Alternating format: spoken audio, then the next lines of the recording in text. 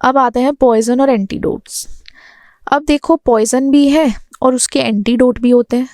कोई ऐसा सब्सटेंस जो आपको हार्म कर सके या आपकी डेथ भी ला सकता है, ठीक है।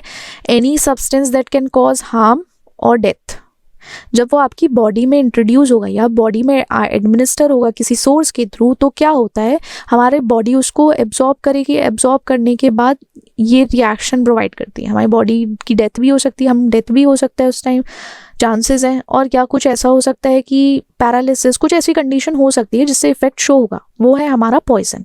अब जो पॉइजन्स हैं वो केमिकल्स के थ्रू भी बनते हैं, एनिमल्स के थ्रू, प्लांट्स, मेडिकेशन, कुछ भी सोर्स हो सकता है पॉइजन का, कुछ ज़रूरी नहीं है कि ऐसे नहीं हो सकता है बिल्कुल। अब एंटीडोट क्या है, सबने सुना होगा, मूवीज़ देखते हैं, उसको पॉइजन दे दिया, फिर वो मांगता फिरता है सबसे, अरे मेरा एंटीडोट और मैं कैसे जीऊँगा। तो क्या होता है, ये ऐसे सब्सटेंस होते हैं वो काउंटरैक्ट करते हैं जो हमारे पॉइजन का इफेक्ट है, उसको या तो कम कर देंगे या बिल्कुल हटा देंगे। आपको जैसे आप सोचो एक स्नेक ने किसी को बाइट किया, किसी पर्सन को, अब वो क्या है, वो बाइट करने के बाद बताएगा वहाँ जाके कि ऐसे ऐसे मैं पॉइजनस हो गया हूँ और मुझे एंटीडोट दे दो, मुझे जहर आ गया है, जहर, मुझे सांप का जहर चढ़ गया है। तो वो क्या करेगा, वहाँ जाके उनसे मांगे। ऐसे तो नहीं है कि बिल्कुल वो क्या कहेगा, पॉइजन हो गया है मुझे दे दो, क्या दे दो, एंटीडोट दे दो, कि जिससे कि उसका पॉइजन का इफेक्ट जो है वो या तो बिल्कुल कम हो जाए या उसका जो हार्म होने वाला है वो उसको ख़त्म कर सके। ये एंटीडोट का मतलब होता है, मतलब ज़रूरी है।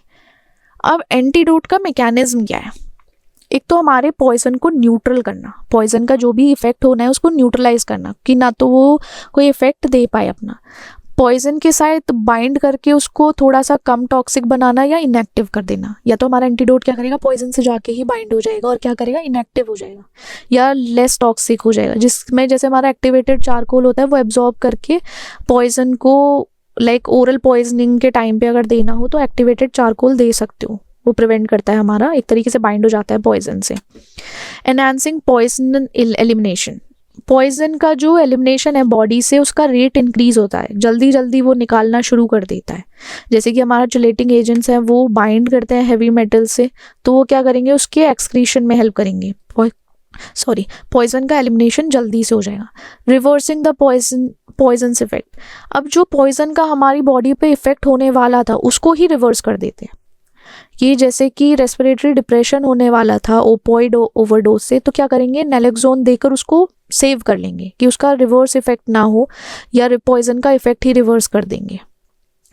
प्रोवाइडिंग एसेंशियल कंपाउंड, इसमें क्या होता है, जैसे कुछ ऐसे कंपाउंड्स हम उसको प्रोवाइड करेंगे, हमारी बॉडी में एडमिनिस्टर करेंगे, जो क्या करेंगे, कुछ एक्शन मिमिक करेंगे, जिससे क्या होगा, हमारा पॉइजन ना डिप्लीट होना शुरू हो जाएगा। जैसे विटामिन के है, विटामिन के जो हमारा काउंट्रैक्ट करता है वॉरफेरिन से। जब भी कोई वॉरफेरिन पॉइजनिंग होगी तो एक तरीके से क्लॉटिंग फैक्टर्स को रिप्लेनिश करके वो एक मिमिक करता है एक्शन। अब कुछ पॉइजन्स के एग्जाम्पल्स हैं और उनके एंटीडोट्स क्या हैं।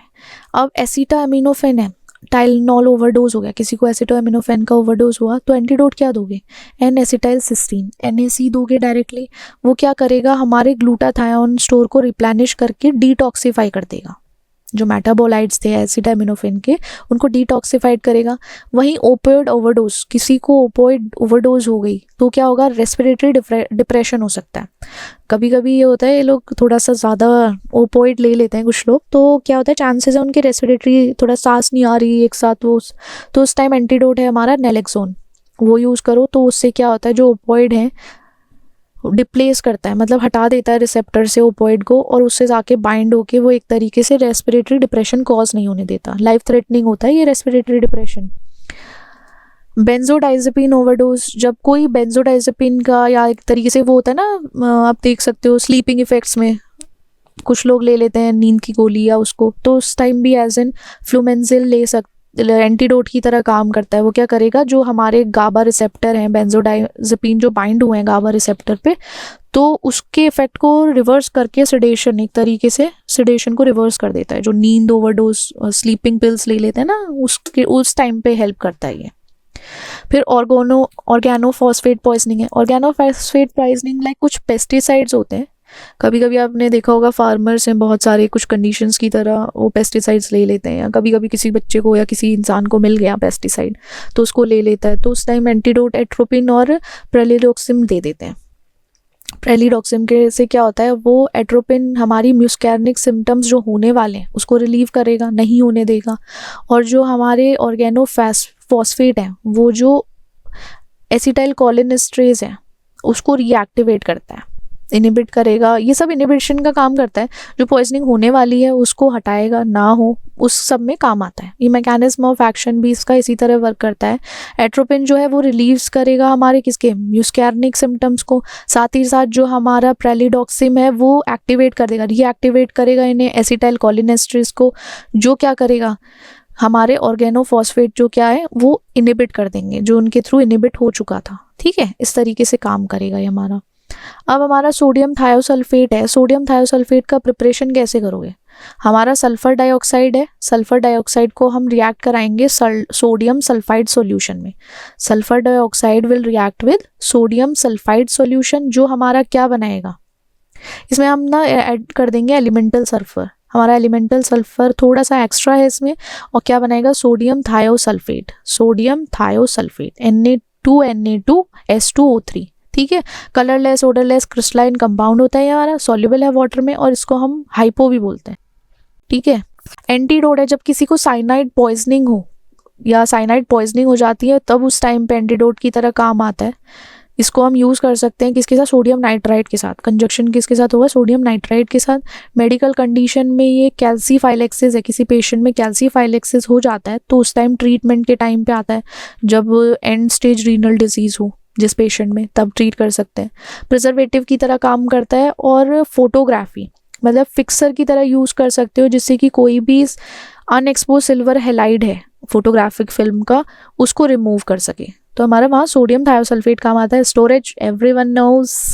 फिर आते हैं हम आयोडोमेट्रिक टाइट्रेशन पे। आयोडोमेट्रिक टाइट्रेशन में आयोडीन यूज़ करते हैं। आयोडीन यूज़ करने स्टैंडर्ड सोल्यूशन हमारा आयोडीन होगा, वहीं पे हमारा सोडियम थायोसल्फेट होगा सैंपल में प्रेजेंट, जिसको हम ट्रीट कराएंगे। वहाँ पे हम एक्सेस अमाउंट में जो हमारा सोडियम स्टैंडर्डाइज आयोडीन सॉल्यूशन है, फिर उसको सोडियम थायोसल्फेट से रिएक्ट कराएंगे। रिएक्ट करने के बाद सोडियम आयोडाइड बनेगा और सोडियम टेट्राथायोनेट बनेगा। और जब ये दोनों देखो एक्स्ट्रा, इसमें यहाँ पे एक ना एक्स्ट्रा टाइट्रेशन हो रहा है, बैक टाइट्रेशन। पहले तो फर्स्ट और सेकंड स्टेप का एक साथ होगा, फिर उसके बाद क्या होगा हमारा, फिर जो एक्सेस में बचा कुछ एक्स्ट्रा रह गया उसको हम दोबारा से रिएक्ट कराएंगे स्टैंडर्ड सॉल्यूशन से। फिर यहाँ पे हम स्टार्च इंडिकेटर ऐड करेंगे, जिसकी वजह से ब्लू दिखाई देगा, किसकी प्रेजेंस में,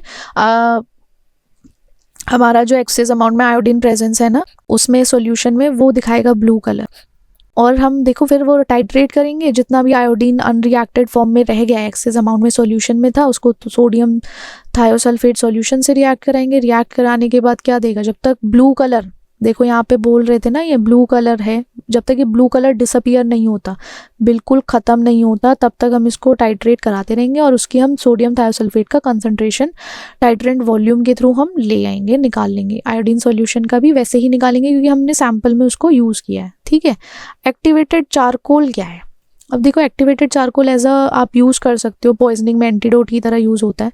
बनता कैसे, इसे प्रिपेयर कैसे करोगे, कोई भी कार्बन रिच मटेरियल है, जैसे हमारा वुड, पीट, कोकोनट शेल, सॉडस्ट, ये इसमें सब में कार्बन होता है, इसको हम हीट करेंगे। जैसे कोई भी, जैसे स्टीम हो गया या कार्बन डाइऑक्साइड हो गया, उसकी प्रेजेंस में हीट करेंगे हाई टेम्परेचर पे, क्या प्रिपेयर करेगा ये हमारा एक्टिवेटेड चारकोल। इस प्रोसेस को क्या करेंगे, इस प्रोसेस सरफेस एरिया इंक्रीज करता है मटेरियल की, और पोरोसिटी इंक्रीज करता है, इस जो हम हीटिंग प्रोसेस करते हैं ना इसके थ्रू। तो ऐसे कार्बन रिच मटेरियल है, उसको हीट कर लो तो आपको एक्टिवेटेड चारकोल मिल जाएगा। Properties, fine black odourless powder होता है। ठीक है, लार्ज सरफेस एरिया होता है, इसकी एब्जॉर्बिटिव प्रॉपर्टीज़ भी ज़्यादा होती हैं। इमरजेंसी ट्रीटमेंट में एज ए एंटीडोट काम करता है एक्टिवेटेड चारकोल। वाटर प्यूरिफिकेशन में भी काम आता है, कॉस्मेटिक्स में भी यूज़ होता है, मोस्टली कॉस्मेटिक और पर्सनल यूज़ में भी हमारा एक्टिवेटेड चारकोल यूज़ होता है। आप लोगों ने तो देखा होगा कुछ लोग मास्क भी यूज़ करते हैं, एक्टिवेटेड चारकोल मास्क या एक्टिवेटेड चारकोल फेस वॉश। ठीक है, पॉइजनिंग के टाइम पे भी यूज़ किया जाता है कि ये एब्जॉर्ब कर लेता है टॉक्सिक सब्सटेंस को, और फिर क्या करता है गैस्ट्रोइंटेस्टिनल में वो एब्जॉर्प्शन को कम कर देता है, कि जिससे वो एब्जॉर्ब ही ना हो पाए। स्टोरेज एवरीवन नोज, सबको पता है, बताने की ज़रूरत है।